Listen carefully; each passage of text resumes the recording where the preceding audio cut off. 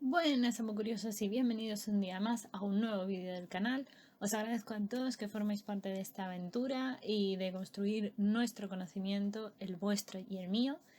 Espero que estéis bien, que estéis deseando aprender cosas nuevas o refrescar en vuestro cerebro aquellas cosillas que habíais olvidado y que vamos a intentar ir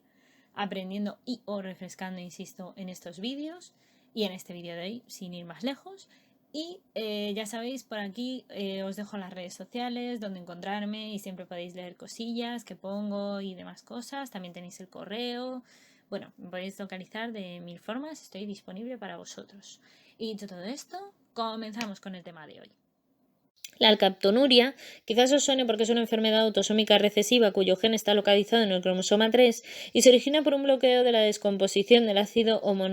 homogentísico, un metabolito de la tirosina debido a la deficiencia de la enzima homogentísico 1,2-dioxigenasa, y se acumulan grandes cantidades, por tanto, de ácido homogentísico que se excretan por la orina, confiriendo un color oscuro. Además del ácido homogentísico, también se pueden depositar en el cartílago y en algunas articulaciones, provocando la artritis. Por eso digo que quizás os suene, porque la alcaptonuria sí que parece ser que es no súper común, pero sí que se oye más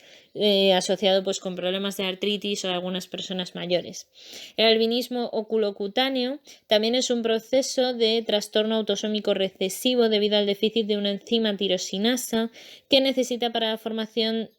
necesita para la formación de la melanina a partir de la tirosina. La falta de pigmentación en la piel, el pelo, el iris y el fondo del ojo llevan a una disminución de la agudeza visual y también a un proceso llamado nistagmo, que es bastante importante. Las alteraciones dentro del metabolismo de los aminoácidos, como ya hemos comentado, esos serían los aromáticos. También tenemos alteraciones en el metabolismo de los aminoácidos azufrados, como es el caso de la homocistinuria, una enfermedad autosómica recesiva debido al déficit de la beta-cistationina sintasa, que quizás os suene porque también la homocistinuria yo creo que se oye más a menudo, y que cataliza la síntesis de la cistationina a partir de la homocisteína y la serina. Se produce normalmente una acumulación, de hecho, en esta enfermedad de la metionina, precursora de la homocisteína, y la homocisteína, produciendo una hiperhomocisteinemia que se elimina por la orina, también apareciendo como un déficit precisamente de esa cisteína en sangre o en otros compuestos o en otros estudios, según si te lo están mirando en células. Las alteraciones esqueléticas debido a la falta de puentes de disulfuro entre las proteínas, produciendo osteoporosis, escoliosis, pectus excavatum o aracnodactilia, es similar al síndrome de Marfan, del cual, si no me equivoco, ya os he hablado. La luxación del cristalino también está asociada con esto, y alteraciones neurológicas como el retraso mental o ataques epilépticos. El diagnóstico normalmente se lleva a cabo viendo la actividad de la beta-cistationina sintasa en cultivos de fibroblastos, ¿vale? Y el tratamiento suelen ser dietas pobres en metionina con suplementos de cisteína. Algunos pacientes incluso responden a suplementos de piridoxina. También hay alteraciones en el metabolismo de los aminoácidos básicos, como es el caso de la hiperlisinemia, que es una enfermedad autosómica recesiva también que origina hiperamonemia, ya que la lisina inhibe el ciclo de la propia urea.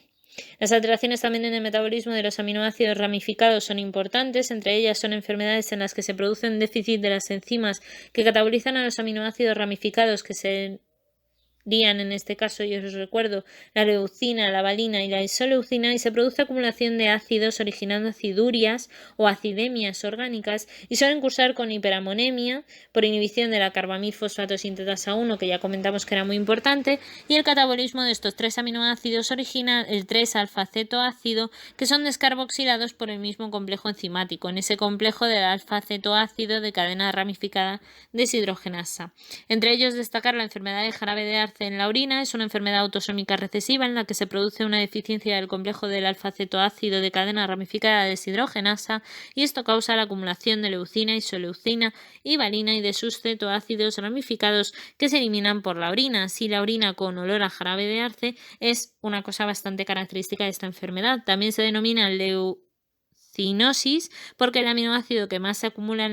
es la leucina y su cetoácido. y los productos acumulados son neurotóxicos para el recién nacido, por lo que hay un rechazo del alimento, vómitos, letargia e incluso pueden llegar a tener un coma a los niños por estas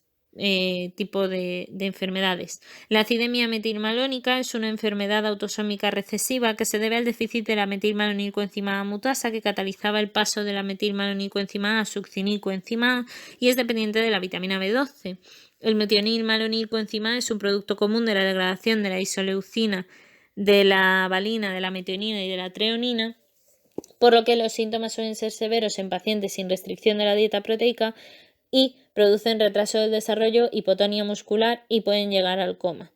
La acidemia propiónica es una enfermedad autosómica recesiva que se debe al déficit de propionilcoenzima A carboxilasa que cataliza así el paso del propionilcoenzima A a metilmalonilcoenzima A en el catabolismo de los aminoácidos isoleucina, valina, treonina y metionina. De esta forma causa la acumulación del ácido propiónico y otros compuestos tóxicos derivados del mismo. Y los síntomas suelen ser la acidosis metabólica severa e hiperamonemia con daño neurológico, ya véase que pueda ser severo o en coma y en ausencia de tratamiento, por supuesto, si no, no se suele producir. El tratamiento de hecho suele ser la restricción proteica en la dieta y suplementos de la L-carnitina. La acidemia isovalérica se produce como una enfermedad autosómica recesiva que se debe al déficit de la enzima isovaleril coenzima deshidrogenasa implicada en el metabolismo de la leucina. Los síntomas suelen ser la hipotonía, la hipotermia, los vómitos y la encefalopatía aguda neonatal y es característico también el olor de la orina a pies sudados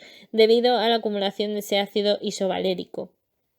Las alteraciones del metabolismo de los aminoácidos alifáticos no ramificados también es importante, produciendo algunos casos, como es el caso de la hiperglicinemia no cetósica, que es el caso de que haya un déficit del complejo enzimático de la degradación de la glicina y se denomina no cetósica, para diferenciarla de otros trastornos del metabolismo de los aminoácidos ramificados que se originan con ese aumento de la concentración de la glicina o la cetoacidosis. También hay que decir que tanto la diabetes y sus complicaciones pueden cursar con cetoacidosis, pero no son hiperamonemias, ¿vale? Esto para que lo tengáis en cuenta y no lo confundamos. Otro tipo de problemas también asociados con los aminoácidos alifáticos no ramificados sería la histidinemia, que es una alteración benigna caracterizada por el déficit de la enzima histidasa implicada en el catabolismo de la histidina, que convierte la histidina en urocanato, que en este caso origina el N-formininglutamato o también llamado FIGLU, que es una reacción dependiente de tetrahidrofolato produciendo glutamato y aparecen niveles elevados por tanto de histidina en el plasma y en la orina. Y las alteraciones en el ciclo de la urea asociados precisamente con todas estas alteraciones de los múltiples problemas que te pueden surgir con los aminoácidos serían el caso de las deficiencias en las enzimas del ciclo de la urea que producen intolerancia a las proteínas debido a la acumulación de amoníaco en el organismo. Es el caso de la hiperamonemia, con encefalopatía o apnea y letargia en aquellas personas que lo sufren, las herencias autosómicas recesivas, excepto en el déficit de la ornitina transcarbamilasa y que está ligada en este caso al cromosoma X, es con lo que nos vamos a encontrar en casi todas las enfermedades, ya no solo de las alteraciones del ciclo de la urea, sino de todos los que hemos visto hasta ahora, y la hiperamonemia transitoria del recién nacido se manifiesta dentro de las primeras 24 horas de vida, por lo que se caracteriza por niveles de amonio en sangre hasta 2 veces por encima del valor normal, cursando con alcalosis respiratoria. Los defectos en cualquier caso del ciclo de la urea se pueden tratar con benzoato o fenilbutirato que reducen esos niveles de amoníaco sanguíneo y por tanto los daños que puedan venir del mismo. Y hasta aquí por hoy, amo curiosos. Espero que hayáis aprendido, que os haya resultado entretenido y sobre todo, ya sabéis, darle al pulgar hacia arriba, darle a la campana, dejaros las dudas, la información que encontréis que a lo mejor yo no he puesto sobre el tema, comentarios si queréis y demás aquí en el vídeo o en redes sociales o donde queráis. Y nada, pues simplemente espero que esta pieza de Lego os haya ayudado a construir un poquito más vuestro conocimiento y ya sabéis, nos leemos por redes sociales, nos vemos en el próximo vídeo, muchas gracias, ya sabéis que podéis compartir vuestro conocimiento siempre con todo el mundo y nada, que la ciencia y la fuerza os acompañe.